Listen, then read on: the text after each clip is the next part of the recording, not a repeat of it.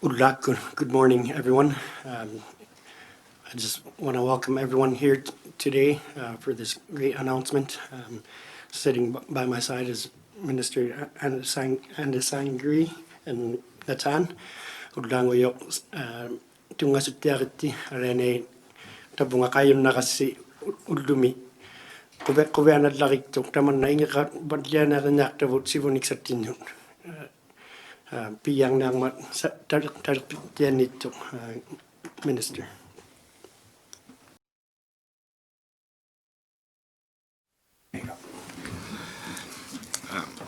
Good morning. Thank you, President Ternalik, for this warm welcome. It's good to be back here at NTI. We were here yesterday, and we've had a really productive couple of days here.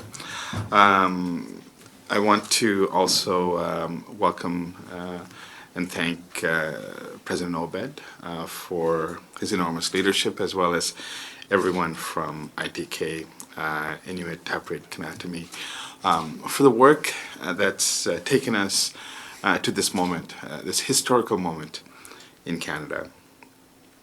We've had Inuit Crown Partnership meetings for several years, and one of the major components of the permanent bilateral mechanism that we established is to ensure that priorities of the Inuit are coordinated through the 4 regional representatives, as well as with the leadership of ITK. What's come out of it has been quite remarkable. It is the most successful bilateral mechanism we have. And we've been able to advance key priorities that have been highlighted by the leadership when we meet regularly at our annual meetings that include the Prime Minister, as well as others that include many other ministers who are part of our government. In 2022, one of the major components that was endorsed by the Prime Minister, as well as those at the bilateral mechanism, was the Inuit Nunangat Policy, and it was co-developed, of course, with ITK and its regional presidents. The policy has been transformative by directing how federal departments and agencies design and deliver policies, programs, and services that apply to Inuit and across Inuit Nunangat. It was a historic step at that time. Over the past 2 years, this collaboration and co-development has had significant impact by ensuring that Inuit needs and priorities are considered in government decision-making. We've seen the Inuit Nunangat approach in action this week as we announced the renewal of the Northern Isolated Community Initiative Fund, or NICI. The policy guided the expansion of the fund to encompass all of Inuit Nunangat, as well as the territories, supporting initiatives that will improve community and food resiliency and diversify the economic growth in the regions. But to deliver on the promise of the true Inuit-Crown relationship based on equality, respect, understanding, self-determination, and trust, we need to take a step further. As you know, the Government of Canada and many of our institutions, including Crown corporations, are not always reflective of Inuit needs. In fact, it's been the opposite. But one of the things that we've been able to achieve is a Cabinet Directive that essentially enables and strengthens and enshrines the application of the Inuit Nunangat Policy across the federal system in a codified way. The federal government is deeply committed to this relationship, but it cannot realize its true potential without ensuring we have a whole of government approach in looking at our policies through the lens of the Inuit, and that's exactly what we're announcing today. After co-development with Inuit leadership, this directive ensures all federal departments and agencies to apply the Inuit Nunangat Policy in a consistent way. It provides clear direction to drive cultural change across the federal system ensuring the Inuit Nunangat Policy is fully implemented in practice, not just in principle. To make this vision a reality, an implementation task force made up of federal experts, Inuit Tapireit Kanatami, and Inuit treaty organizations will co-develop guidance documents, including tools and training, establish a monitoring, evaluation, and learning framework for the Inuit Nunangat Policy, and identify the long-term implementation plan to 2030 and beyond. This is a historic moment for us. Our responsibility is clear. We must be unwavering in our commitment, consistent in our actions, and fully accountable in our work. Inuit voices must lead the way in shaping the policies and discussions that impact their communities. Together, we can ensure that our actions reflect our words and that our partnerships are built on trust, respect, and shared vision for a better future. So I'm so delighted to be here making this announcement. Kuyanamik, thank you. Merci.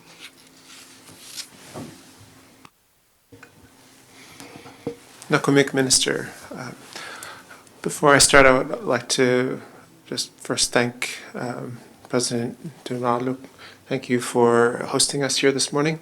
It's really great to work with you now as an ITK board member and as the NTI president. So,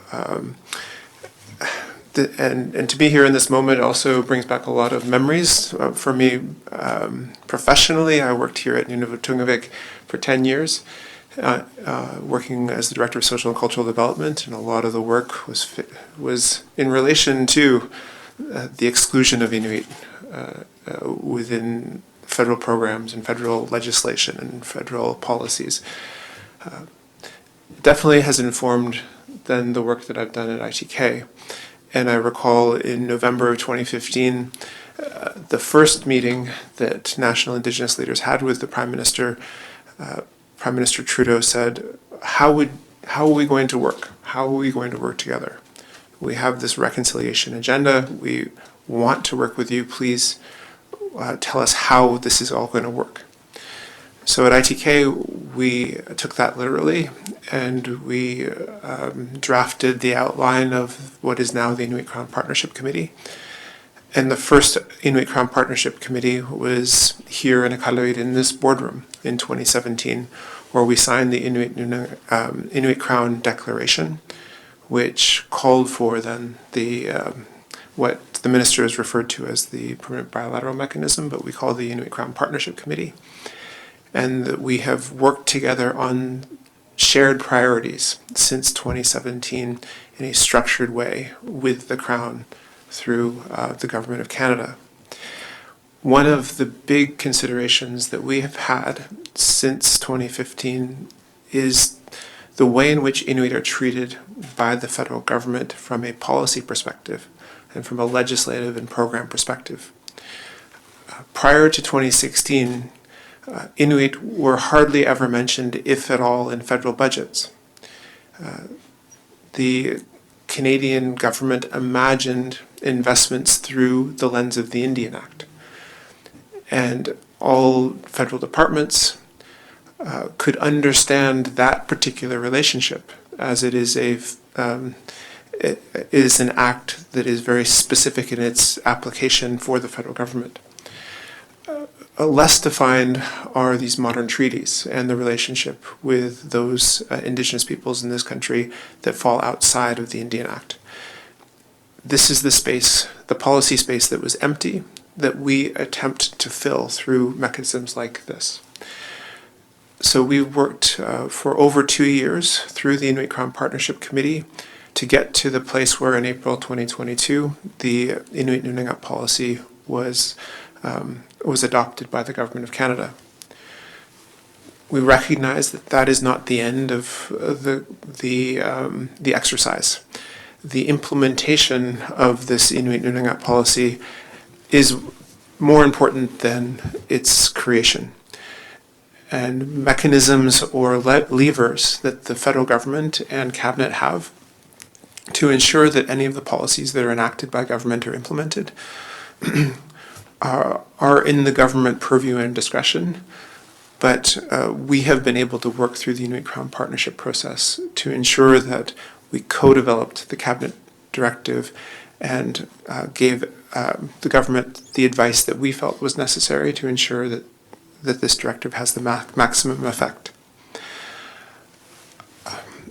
I think Inuit know through being left behind in many federal initiatives or discussions or Canadian conversations about Indigenous people, that there is a gap in the way in which Canada imagines Inuit versus the way that we imagine ourselves as an Indigenous peoples of this country under the Constitution, but also Canadians and deserving the respect in the policy space as Indigenous peoples, but also as Canadians.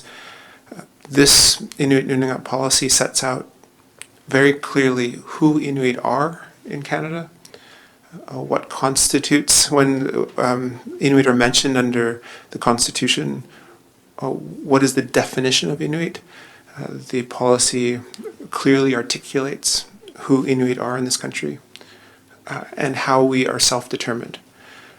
The Inuit Treaty Organizations, the 4 regions of Inuit Nunangat, Nunatsiavut, Nunavik, Nunavut, and the Inuvialuit regions are clearly articulated, and the relationship between the Crown and those treaty organizations through the modern agreements are also described. One of the most important parts of the policy is also its application across government. The idea that whenever there is a program or a policy or a piece of legislation that is being considered that impacts Inuit, that the Inuit Nunangat policy is the first place for those who are imagining that exercise to go, and that would inform the federal government official or the federal government minister about how to conduct themselves and who to conduct their interactions with. I find to be a linchpin for future success. At ITK, we are a small group of 80 people trying to find our way with 30-odd federal departments and tens of thousands of federal public service employees who are doing work that is in relation to Inuit rights and the implementation of Inuit rights.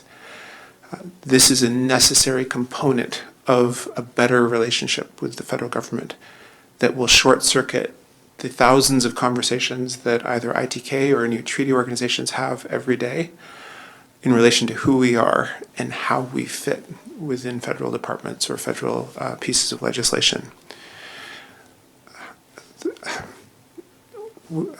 As Inuit, we have tried to reconstruct our relationship with the federal government just as much as we have tried to unlock resources to create equity for Inuit within this country.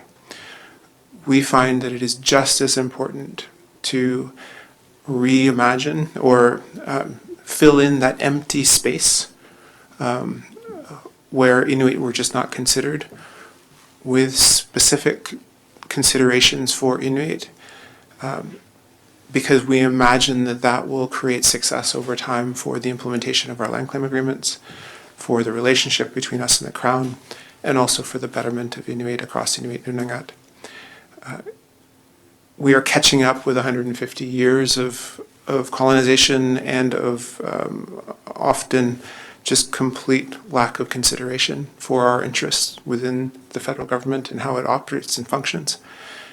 And this goes a long way towards ensuring a better and more structured relationship moving forward, which will in turn create prosperity and create a better opportunity for us to be true partners in the work that we have moving forward. Nakomik. Jeremy? Thank you very much, Honorable Gary and Asangri and Natan for being here today to recognize this important milestone. It is fitting and timely that this Cabinet Directive has announced today in Qaluit. as the Inuit Nunangat Direction on Inuit Crown Partnership was signed here in Iqaluit on February 2017, just 8 years ago. With this partnership together, we've made great strides in addressing the socio-economic inequities Inuit face compared to the other Canadians. This includes identifying distinction-based funding and Inuit-specific funding allocations that support our work to begin addressing the socio-economic gaps. We have much more work to do. The Inuit Crown Partnership continues to strengthen our relationships by making progress in our mutual goals and objectives. We value our partnerships because it supports Inuit self-determination, the recognition of Inuit rights, and achieving reconciliation between Canada and Inuit.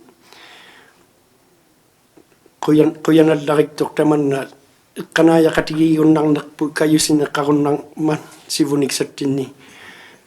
Kanaya katiging ng mikti gumayak padangin nakakadlakik tigo naron nang imat Inuit pipadliatit kudlugin.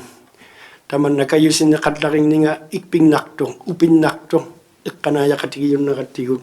Kanaya katigi lakik duta, kisya ni Inuit ikayo kong nakatigo. Kuya namin.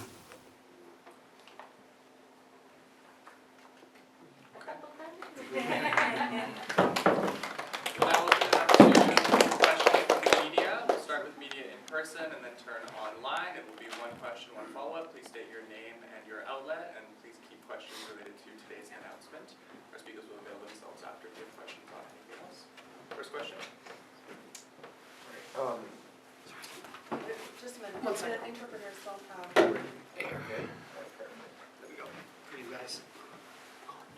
Okay, we're now going to turn it over to questions from the media. We'll start in the room and then turn it to folks joining us online. Folks in the room, please state your name and your outlet. It will be one question and one follow-up. Please keep your questions to today's announcement, and our speakers will avail themselves after if you have questions about anything else. First question. Hi there, Jeff Peltzer here with Nunangat News. I guess with this new cabinet directive, I'm wondering if you, for the minister, can you explain examples of how it would be applied to some of the current legislation, kind of the current bills and current priorities that your government has over, I guess, the next few months? Thank you, Jeff. The Cabinet Directive is a tool that's rarely used. It is one that is, however, very effective. And essentially what it does is ensure that throughout the federal government system, so this includes the ministries, the different ministries we have, as well as crown corporations and agencies, have a lens in their decision making that ensures that any matter that involves the Inuit are that lens will ensure that we have an expanded view of the issues that impact people in Inuit Nunangat. At the same time, from a policy-making perspective, whether it is a funding decision or whether it is a bilateral treaty that is signed, or anything that impacts directly or indirectly the lives of the Inuit, there is consideration for the impact, whether it is adversely or positively.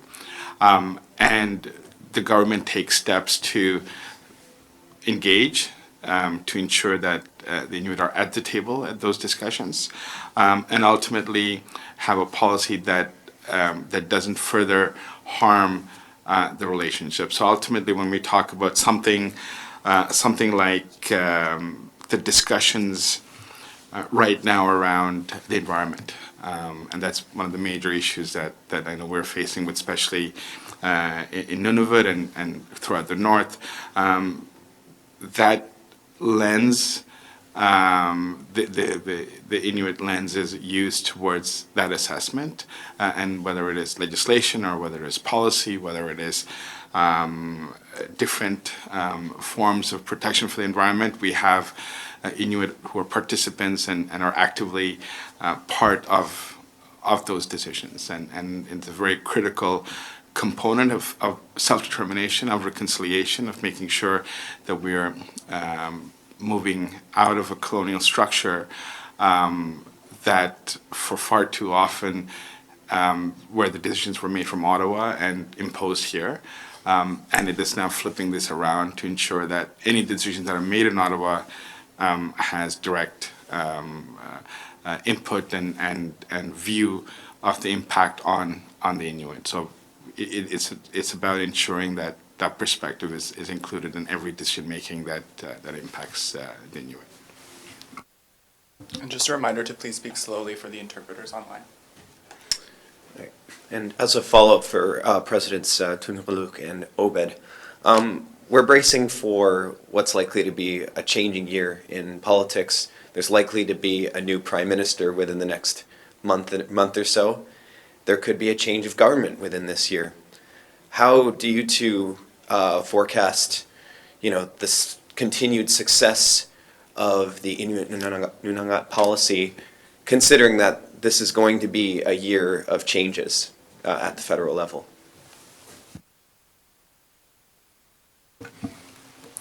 Thank you for the question. I think the time that we have spent as Inuit Tapiriit Kanatami on structural changes in government has been strategic in trying to ward off the individual relationship that we may have with any one prime minister or any one government. This Cabinet Directive and the associated Inuit Nunangat Policy is meant to be a structural change for the Government of Canada, which is just as much for the public service as it is politically.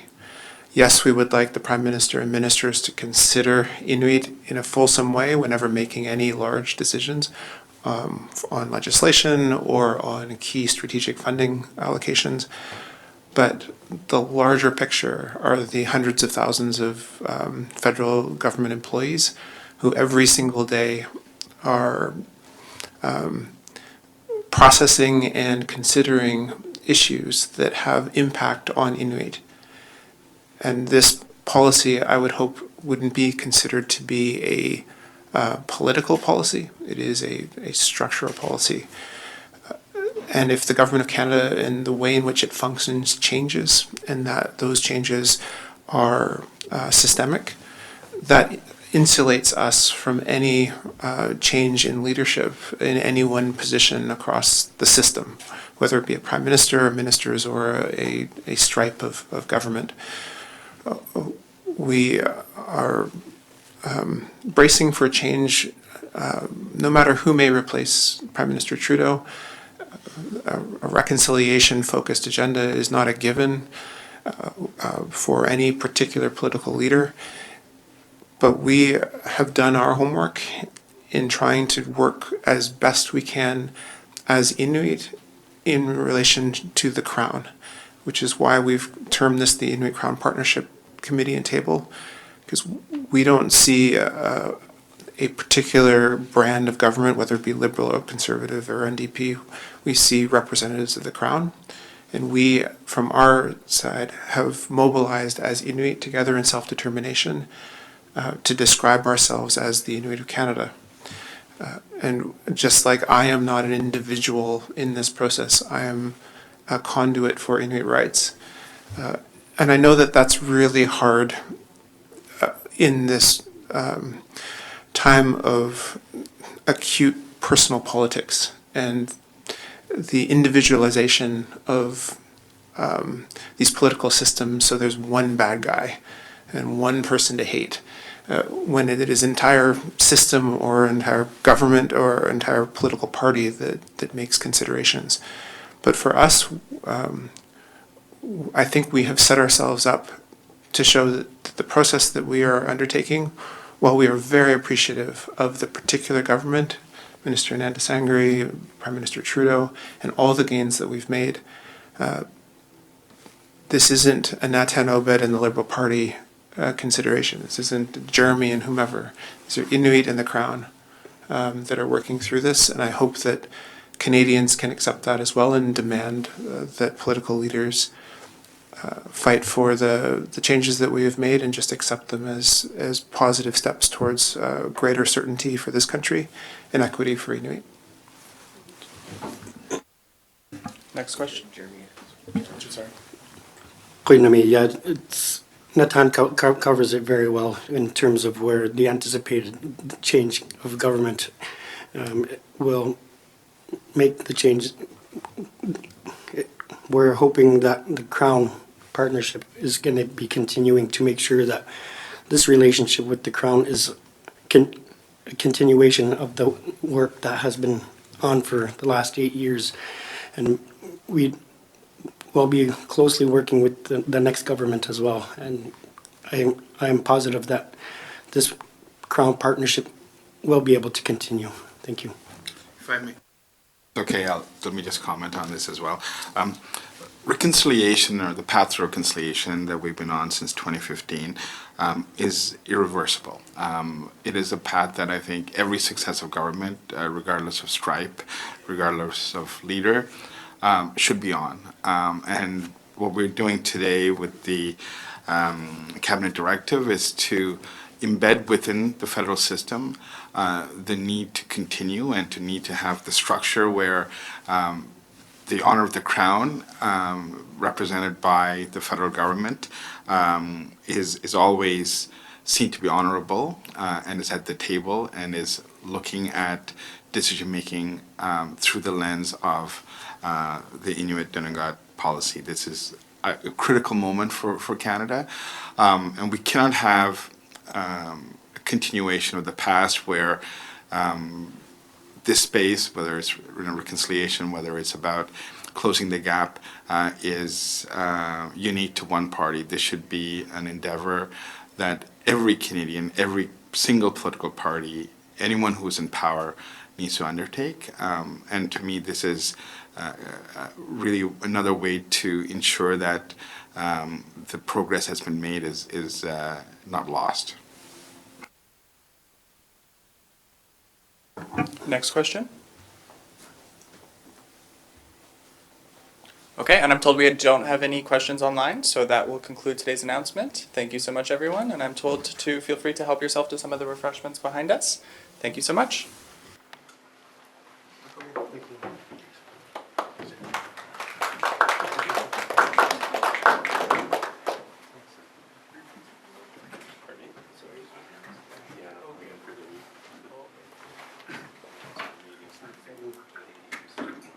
All right, that concludes today's event. Thank you so much. I